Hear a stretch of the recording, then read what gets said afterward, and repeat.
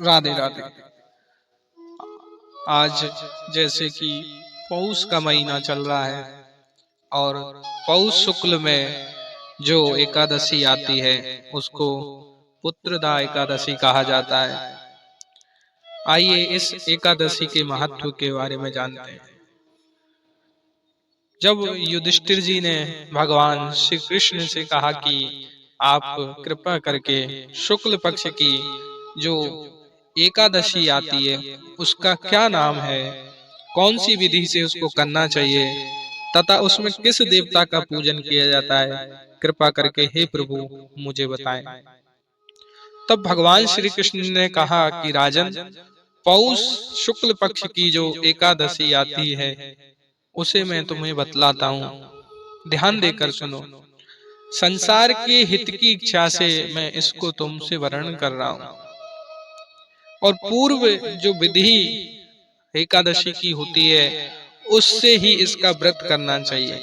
यानी एकादशी को रात्रि में चावल नहीं खाना, अन्य अगर हो सके तो दसवीं को ही त्याग देना। इस विधि से ही जो है एकादशी करना चाहिए। इस एकादशी का नाम पुत्रदा एकादशी है। ये सभी पापों को हरने वाली और उत्तम तिथि है। समस्त कामनाओं को तथा सिद्धियों को देने वाली और भगवान नारायण इस तिथि के अधिदेवता है। चराचर प्राणियों के सहित समस्त त्रिलोकी में इससे बढ़कर और कोई तिथि नहीं है। मैं तुमको एक कथा सुनाता हूँ। पूर्व काल की बात है। भद्रावती पुरी में राजा सुकेतु मान राज्य करते थे। उनकी रानी का नाम चंपा था। राजा को बहुत समय तक कोई भी पुत्र नहीं हुआ और उनको जो है कोई भी अपने वंश चलाने वाला अब तक उनको लग नहीं रहा था कि कोई होगा भी। इसी चिंता में दोनों पति पत्नी हमेशा शोक में डूबे रहते थे। राजा के पितर भी उन दोनों के लिए जो है जल की इच्छा से गर्म जल करके पीते थे। यानी जब वो जल देते थे तो वो जल जो है कुछ गर्म हो जाता था। राजा के बाद कोई भी उनको अपने तर्पण के लिए या फिर श्राद्ध आदि के लिए नहीं दिखता था। इस कारण से पितृ भी बहुत दुखी होते थे। एक दिन की बात है, राजा घोड़े पर सवार होकर एक गहन वन में चले गए। पुरोहित आदि किसी को भी इस बात का पता नहीं था। मृग पक्षी इन सब से घिरा हुआ वो वन, राजा उसमें भ्रमण करने लगे। मार्ग में कहीं उनको जंगली जानवर, सियार, उल्लू, रीछ ये सब दिख रहे थे। इनकी आवाजें आ रही थी। राजा घूमते घूमते वन की शोभा देख रहे थे। इतने में ही उनको दोपहर हो गई।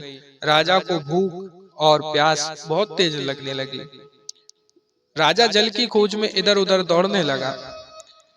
किसी पुण्य के प्रभाव से उन्हें एक उत्तम सरोवर दिखाई दिया, जिसके समीप राजा ने देखा कि मुनि का एक बहुत ही सुंदर और शोभनीय आश्रम था। उस शोभाशील नरेश ने उन आश्रम की ओर देखा और उस समय उसको शुभ सूचना देने वाले शगुन होने लगे। राजा के दाहिना नेत्र फड़कने लगा, जो कि उत्तम फल की सूचना दे रहा था। सरोवर के तट पर बहुत से मुनि वेद पाठ कर रहे थे। उन्हें देखकर राजा को बड़ा हर्ष हुआ।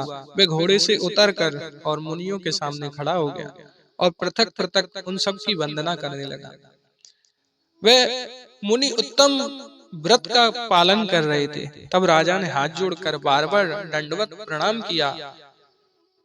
तब मुनि ने बोले, हे राजन, हम आप पर प्रसन्न हैं। बोलिए, आप क्या चाहते हैं?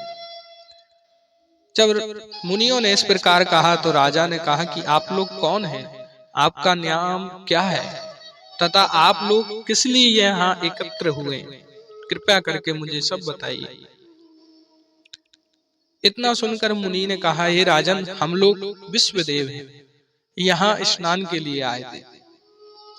माघ का महीना निकट आ रहा है। आज से 5वें दिन माघ स्नान आरंभ हो जाएगा और आज पुत्रदा नाम की एकादशी है, जो कि व्रत करने वाले मनुष्य को पुत्र देती है।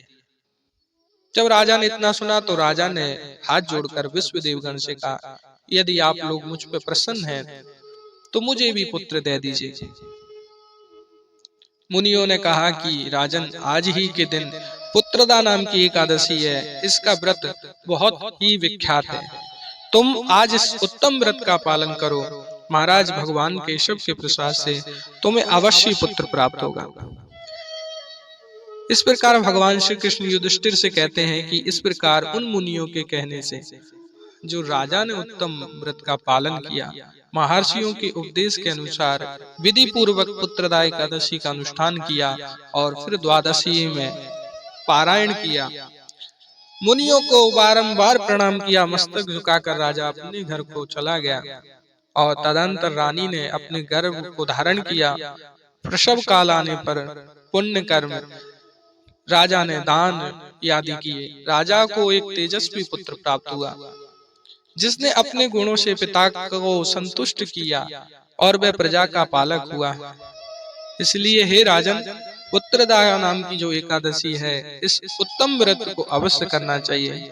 मैंने तुम्हारे और लोगों के हित के लिए इसको वर्णन किया है।